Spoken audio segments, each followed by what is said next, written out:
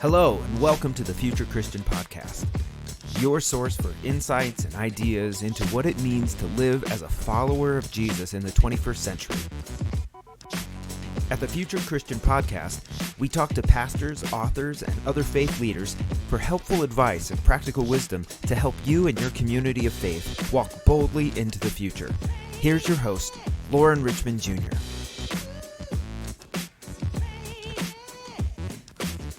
Hey, and thanks for listening in to the Future Christian Podcast. My name is Lauren Richmond Jr., and I'm pleased to be joined by Reverend Dr. Jenny Whitcher. Hello. Hi, how are you? I meant to ask, is that Whitcher? Did I say that right? You did, like Good. Halloween witch. Good. Yeah. I always worry about getting people's names right. So, Jenny is the minister of Prophetic Formation at 6th Avenue United Church of Christ in Denver, Colorado, and the founder of Juniper Formation, an entrepreneurial and ecumenical ministry with the mission of prophetically reimagining the church. She is an entrepreneurial minister, community organizer, and theologian committed to social justice. And there's a lot of good stuff there. For the sake of my reading skills, I'll leave it at that. But welcome. Thanks for being here. Thank you. Very good to be here. Awesome. Well, tell our listeners a little bit about yourself beyond that, what I read, if you mind. Sure. I grew up in the UCC, United Church of Christ, congregational tradition in Massachusetts. I'm a PK, a pastor's kid. My mom was a lay minister as well, and also worked in corporate America in Boston. And I grew up in the church, and then went to school at NYU, and 9/11 happened in New York City when I was living there, and that was a traumatic event for everybody. Yeah. There. And that was building on top of a couple of other traumatic experiences with the church, a break for me in terms of disassociating with the institutional church. Not my faith, but just leaving the church, saying I'm done. Yeah. A large part of that was how the Christian culture of the country went after the Muslim community after 9/11 and with such vengeance and vitriol. And I just couldn't, there's times where there's a break where your identity and community don't come together. Mm-hmm. And that was a break for me. So I spent a lot of time away from the church, in retrospect, running away from call as well.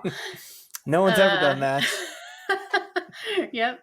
And wound up working in nonprofit and then higher education, and wound up being invited by the dean at ILF to consider a position there, and really wrestled with it, and finally took that position. And it was working at a theology school that really connected me back to the church through the formation of those preparing for ministry. And so over time, I grew to understand that work as my call and started the ordination process. And then that job ended abruptly and went into a deep discernment period of, well, what's next? And out of that, the depths of that space became the Juniper Formation as a new ministry. Well, I'm going to ask, tell me about the name Juniper. Well, actually, no, let's save that. I'm jumping ahead. What has it meant, if anything's changed? What has it meant for you to be a Christian in the past? And if anything's changed, what does that look like now? Sure. I think I've had about 3 phases, roughly, off the top of my head. Early childhood formation, being a Christian was much easier. Yeah. It seemed so much more easier to be idealistic and follow the gospel. Yeah.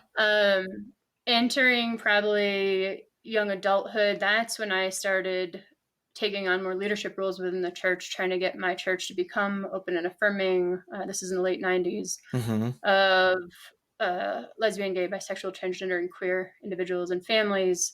And they were not prepared for that. Although, when you're young, you don't always see the nuances of theology. And I assumed because I learned my theology from my family and my dad was a pastor, I assumed the rest of the church agreed. That wasn't the case. Yep. So I faced a lot of resistance there, which was heartbreaking, to see the church not live out its faith. And did some other work at the national level, and stood up there for some racial justice issues, and was kicked off of a national council I was on for that. And because people thought I was doing other things and didn't see what I was seeing. So I had a couple of those experiences of disillusionment with what I, as a more of an adult now, Yeah. would say is true of all institutions. Yeah.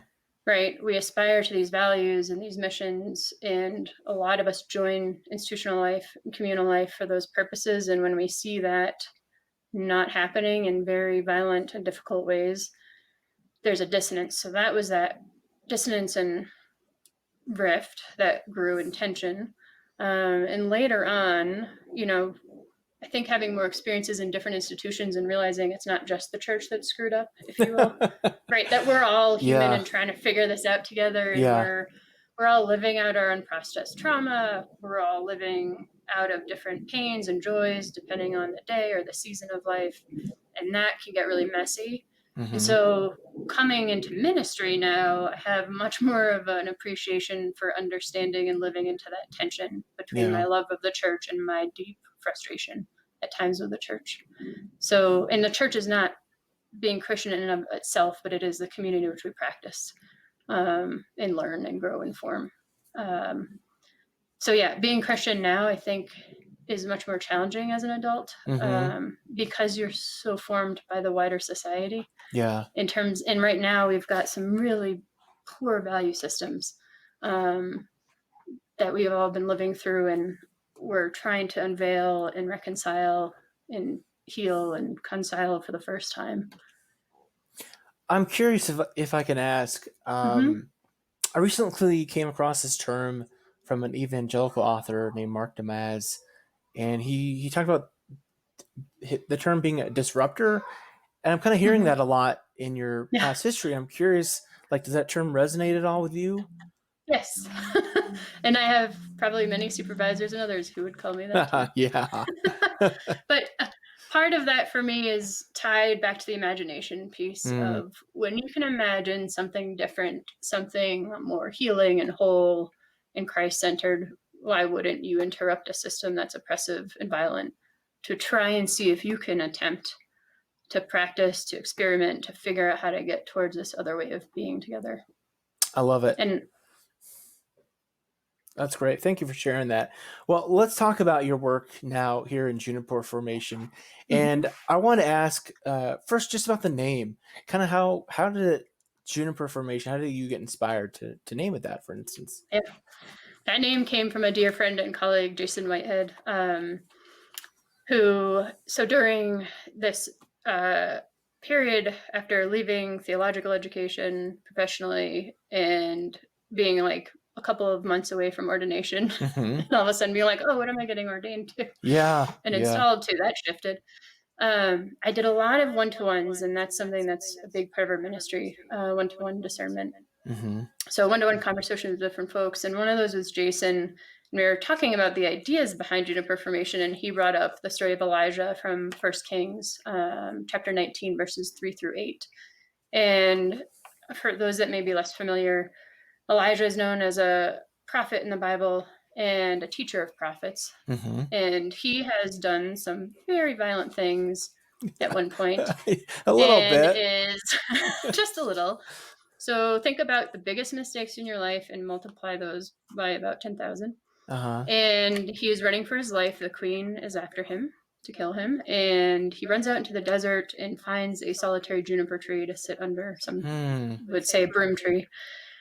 And he rests there and pleads with God and asks God to take his life. And he says to God, I'm no better than my ancestors. Just take my life from me.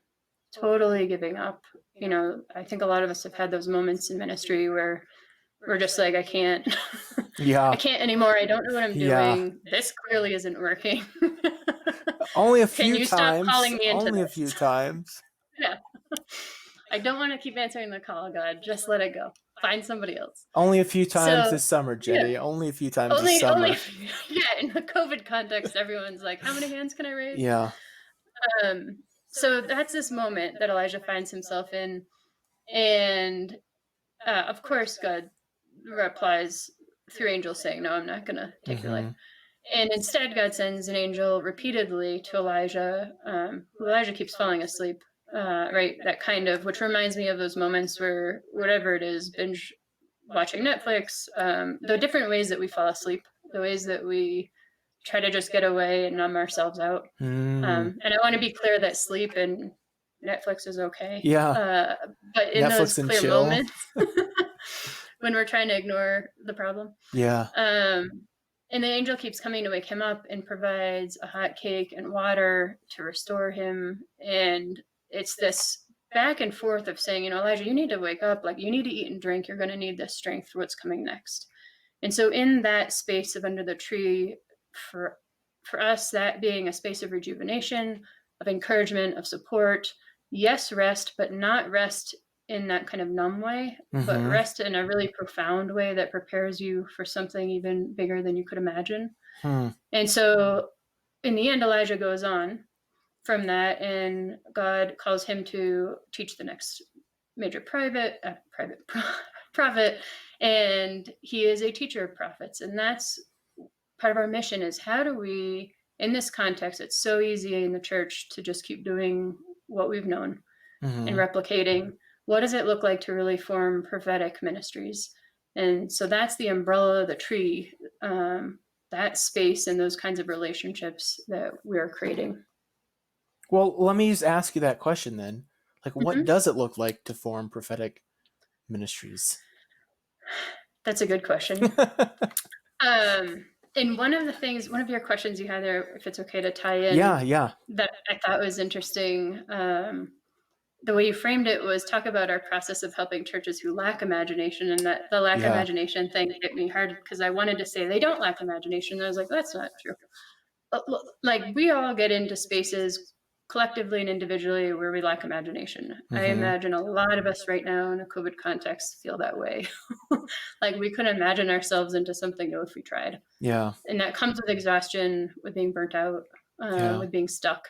So one of the practices that I mentioned was central to our ministry is relational discernment. And so there's, in Western Christian spiritual tradition, when folks talk about discernment or the spirit-led decision-making kind of process, we often talk more internally. So there's often the recommendation, go meditate, go pray, go be by yourself. And certainly in the Bible, there's many moments where folks went up to a mountaintop, including Jesus, to be by themselves. Yeah.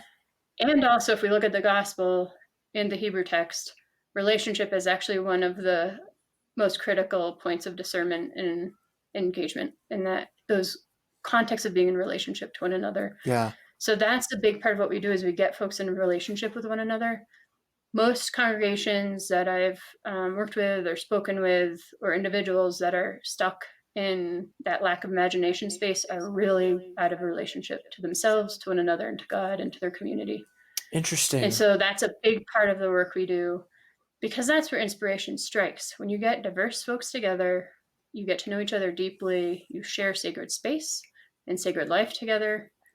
That's where God is present, right? Yeah. I'm really, it sounds so simple, but it makes so much sense, because I think about, like, you think about a church that's has clearly not grown or changed with the neighborhood. Like, they're out of relationship with the neighborhood.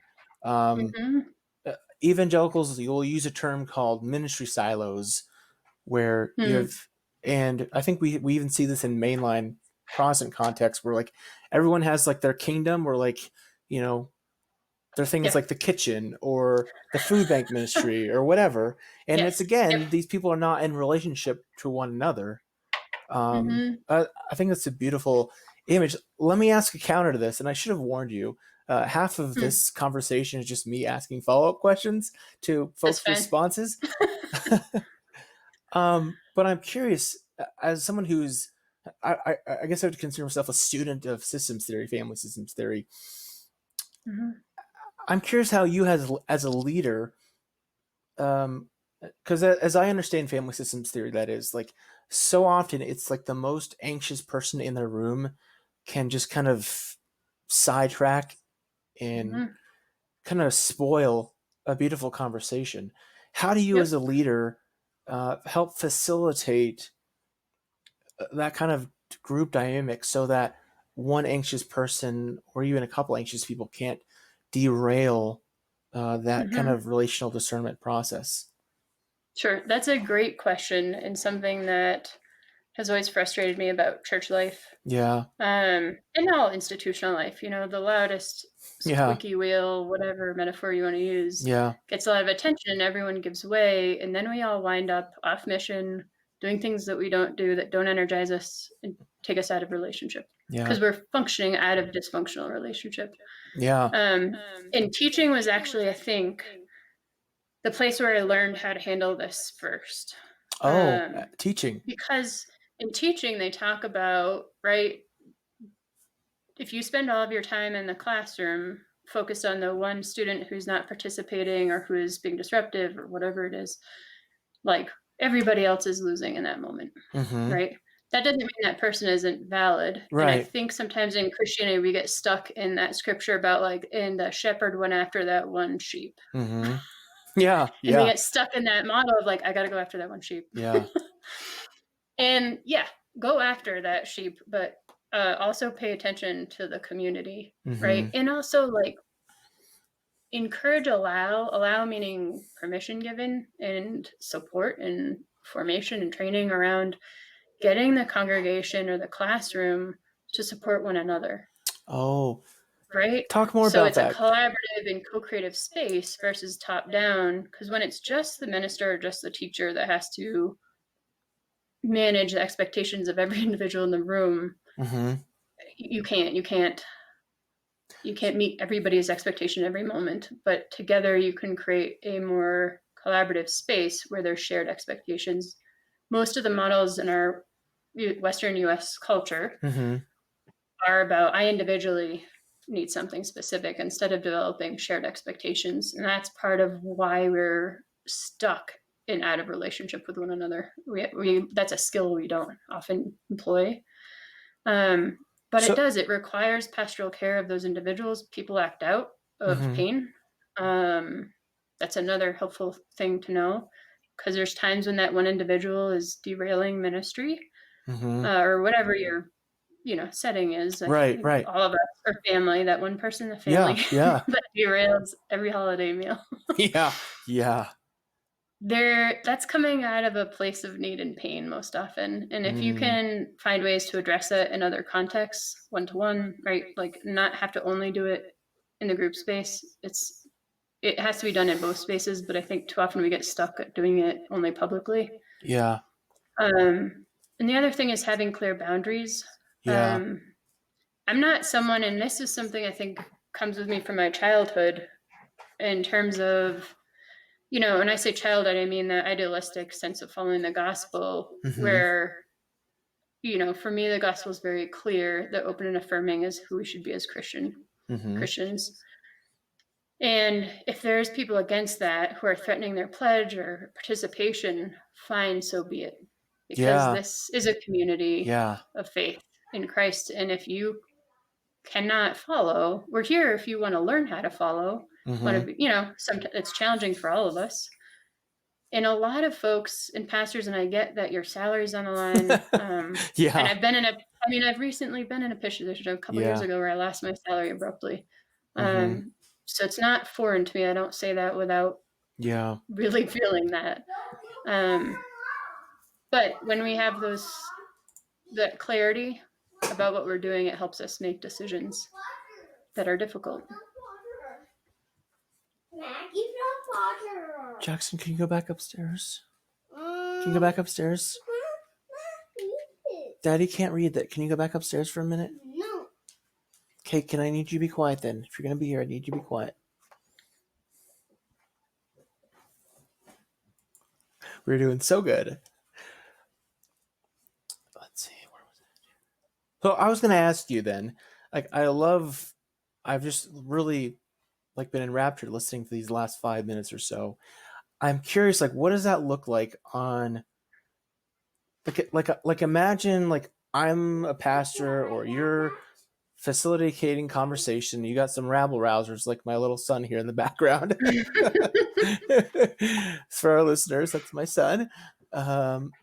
Imagine, kind of picture for me, paint me a picture if you can.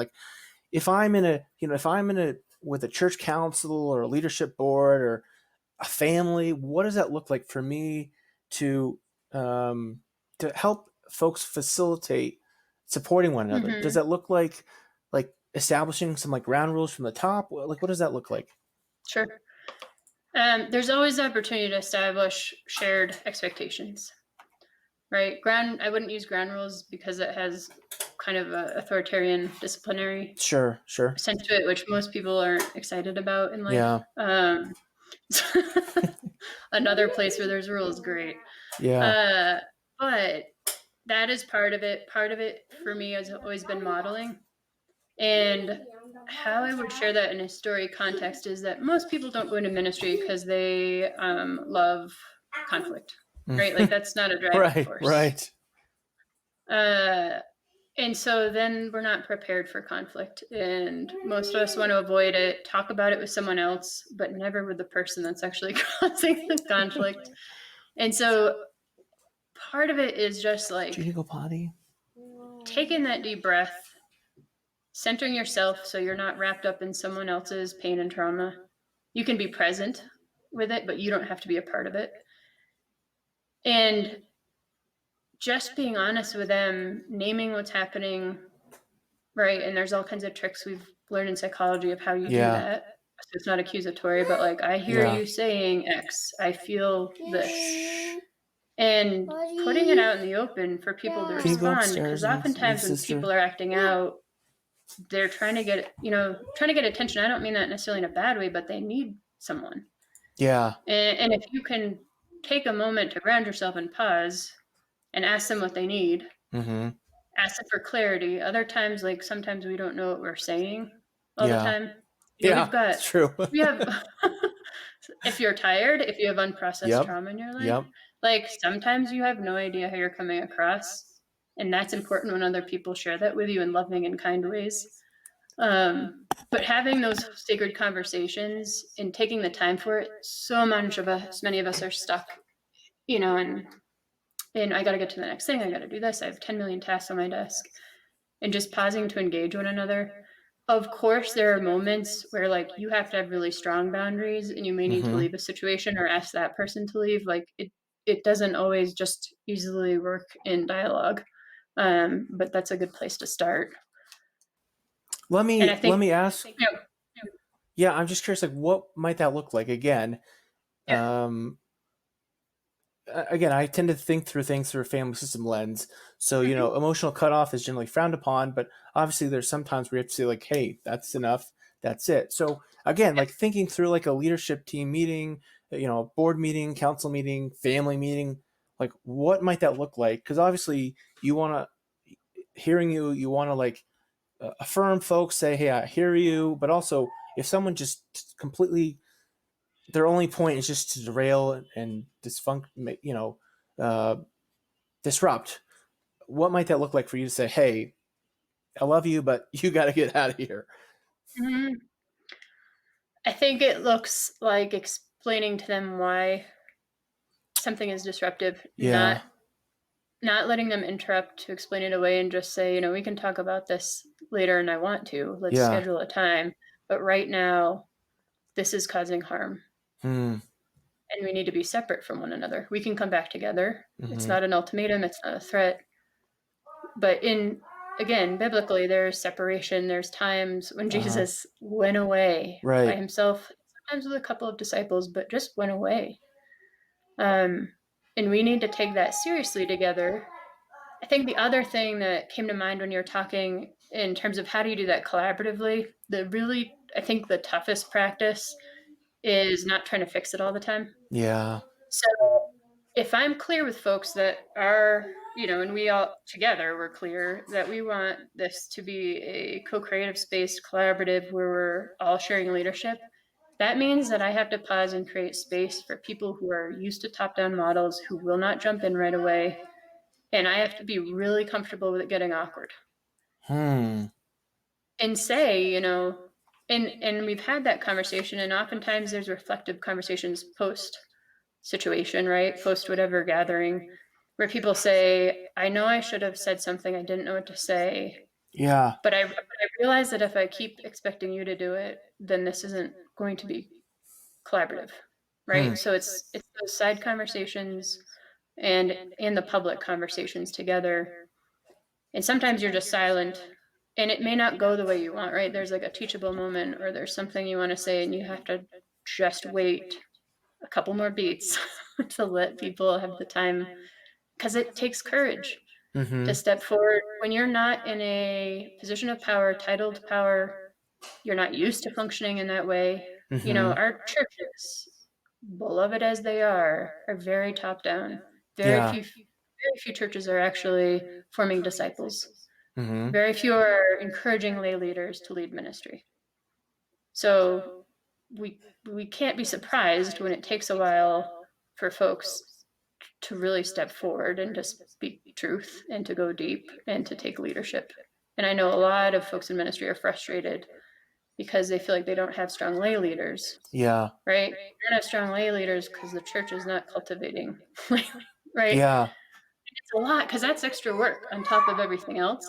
Yeah. Unless you shift your whole model, and that's part of Juniper Formation, right? Like our model is to be a church for people in ministry and movement leaders, not just a place to come sit in a pew or on Zoom or to watch on YouTube. First of all, that was a great transition. I love that transition. Jenny's like, okay, we're done, Lauren, talking about your random questions. Let's get back to the interview. Lauren, do you have someone in your life who's being disruptive? Sounds like this is on your heart. My son and my daughter. Right now. Right now. Well, thank you so much. I was just kind of like, this often happens where I'm just like, cast aside whatever I had planned and just like, keep drilling into questions here. But let's get back to Juniper Formation, because I do want to talk more about that. So talk some more about some of the work you've done, some of the recent projects, stuff like that. Sure. And I want to start by saying that, so we started off as a ministry, and what I mean by that is we did not start off as a church, and we have in the last year gone through discernment, and we are a new church start in the United Church of Christ. Oh, okay. So that does not shift our mission. It doesn't shift our work. What it shifts is our frame of how we understand ourselves. Yeah. And so we're a faith community of the United Church of Christ for movement leaders and people in ministry who are prophetically reimagining the church, specifically at the margins. So if you go to our about page and look at leadership, you'll see it's predominantly female and genderqueer, and that's intentional. Yeah. A lot of entrepreneurial ministry, and I think you would know this because you're a church planner yourself. A lot of what we see and is promoted in entrepreneurial ministry or church planting are white men, heterosexual Never. white men. No, I don't believe that at all. God bless them, but they have quite the edge.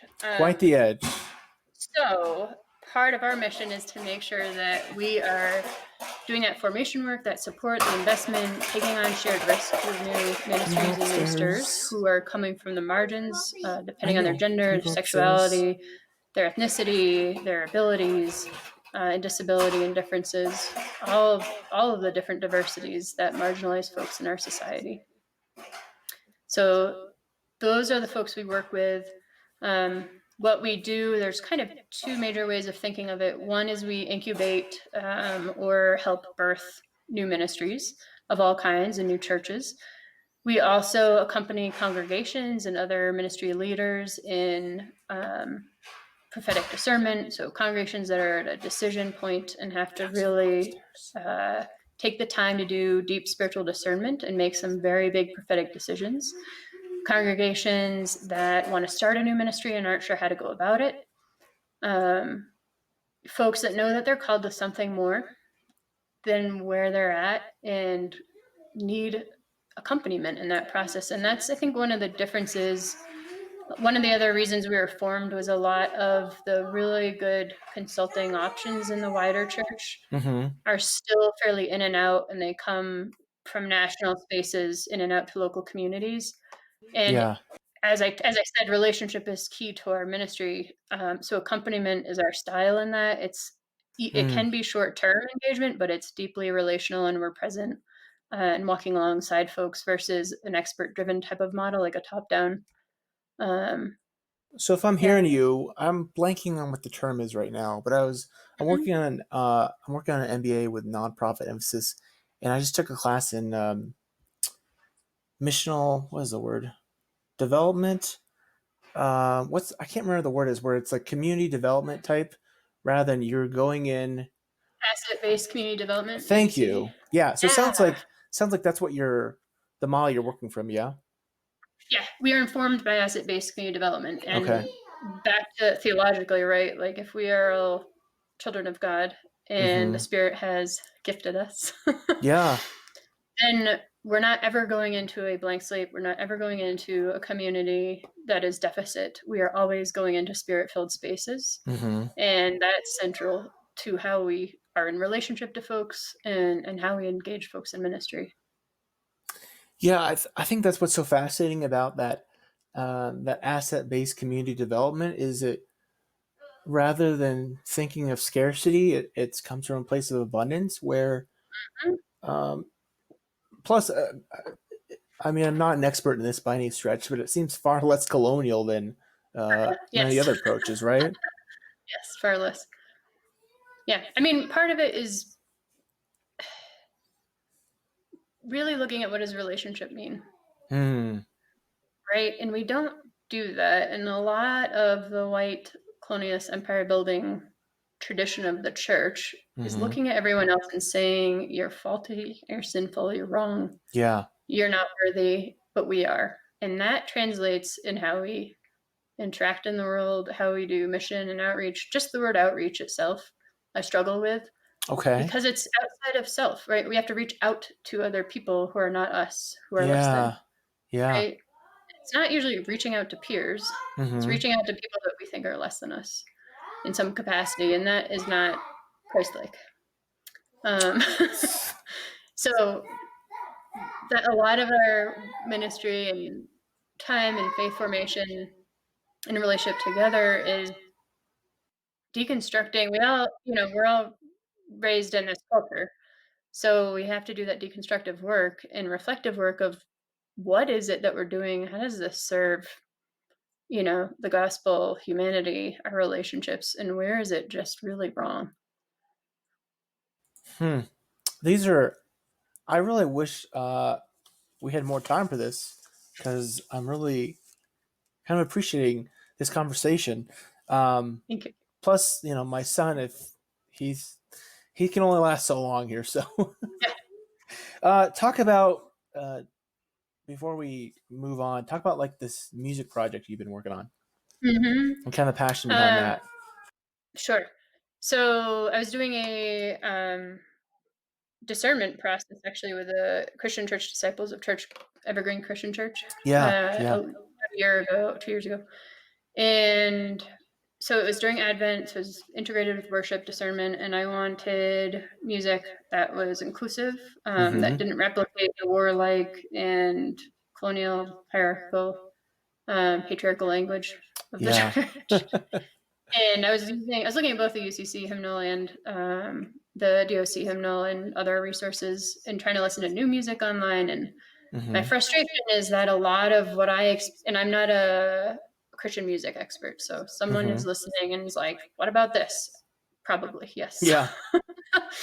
um, Well, but earlier in this season, yeah, I'll say I'm blanking on her name right now, but I have someone who's going to air before you, who serves in a UCC church as a musician. oh great, Blanking on her name right now. She serves at Vista. What's the church in Colorado Springs? Vista Grande, I think. Mr. Grande. Yep. Blanking on her name. Forgive me, whoever you are. Well, good. Yeah. So a lot of what is accessible for music, the language doesn't work. It's not Mm-hmm. progressive. Um, Sometimes the sound of the music is more contemporary and enjoyable, but the language doesn't work. And sometimes it's Yeah. the reverse. Sometimes it's both horrible music and the plodding march sound. Mm-hmm. And I grew up with hymns and traditional music, and some of it I love, and some of it I can't stomach anymore because the words are harmful. Yeah. So I contacted Jenny LaJoy, who I had known through ILF, who was a student there, and said, "Hey, I'm really struggling. I would love to have music that's different. Do you want to write an album?" Wow. Um, LaJoy is a singer-songwriter, And this was their first sacred music album. So this is one of the ways. So this is a great example of what I meant by co-creating in partnership. So, and LaJoy has expressed before, they probably wouldn't have written this album without being asked, right? That we all sometimes need that tap on the shoulder to say, I see these gifts in you. Like the church needs you. Would you serve? Right. And we paid them, we funded their work of creating the album, and we released that together, and we did it while we were working with Rebirthing Evergreen Christian Church. On the Sundays I was preaching and leading worship, we worked together on that. And they wrote new music for that Sunday based on the lectionary. So the album actually goes through the liturgical year. That's cool. From about January through June, July. And it was a way for 3 new ministries to birth together. It was Juniper Formation's first ministry rebirth that we did. And it was Evergreen's rebirth and LaJoy's sacred music ministry birth. That's awesome. And some people might look at that and see all these people who are new with deficits, right? We didn't have everything that one might want to start. Yeah. But together we created abundance and supported one another in a large transformation. Awesome.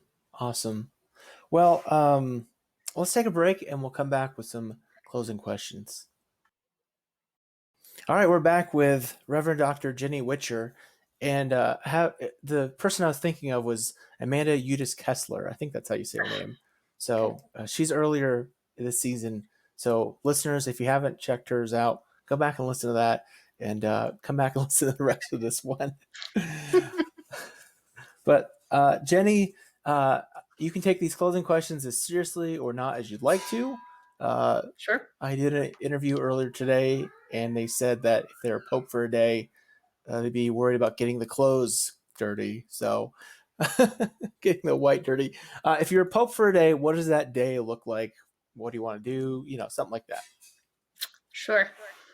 I'm going the serious route. I would not want to be Pope for a day because that does not match my value systems. But if forced, I would write in a apostolic, constitutional, or papal bull, dismantling that whole cisgender, heteronormative, patriarchal, colonial empire building system, and institute somehow a process that would lead the Catholic Church to a more Christ-like structure that's inclusive, and especially in its leadership.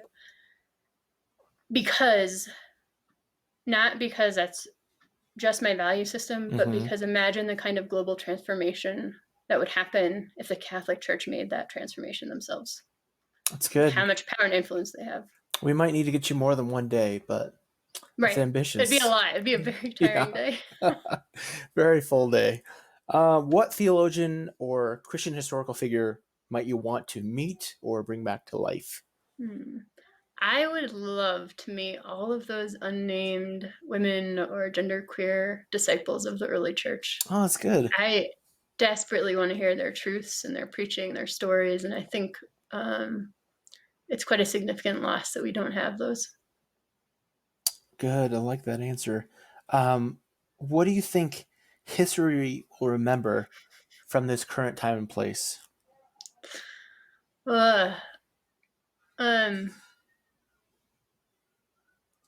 There's so many things. I think right now, as we're nearing to the election, what's on my heart and mind right now is how embarrassing it is that we have quite a large number of evangelical conservative Christians who have kind of taken name of this country. Yeah.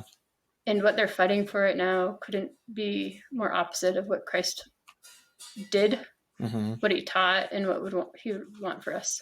Yeah. No, I'm just going to point something out for our listeners.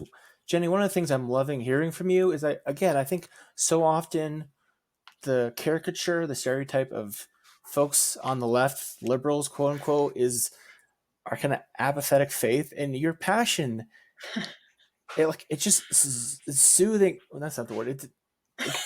I can't think of what I'm trying. Can't think today, but it's oozing out. That's what I'm saying. I appreciate it. Yeah. So love to see that.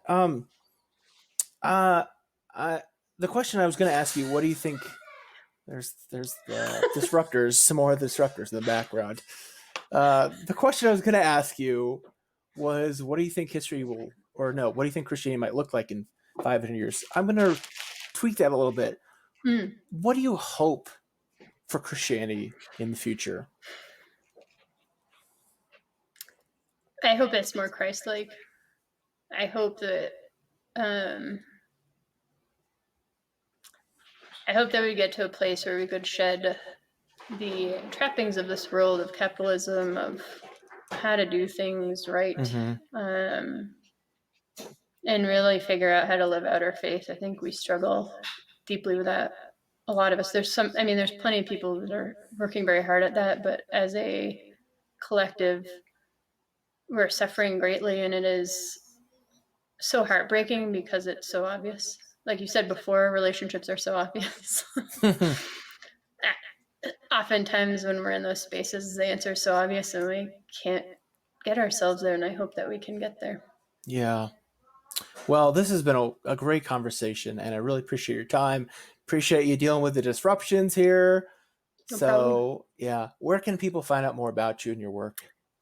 Absolutely. You can go to juniperformation.com, and when you go there, you can sign up for our newsletter and follow us on Instagram, Facebook, LinkedIn, and YouTube. Awesome. Well, thank you so much again for your time, and may God's peace be with you. Thank you, and also with you. Thanks for joining us on the Future Christian Podcast. To learn more about Lauren or the podcast, visit future-christian.com. But hey, before you go, do us a favor, subscribe to the podcast and leave a review. It really helps us get the word out to more people. Thanks, and go in peace.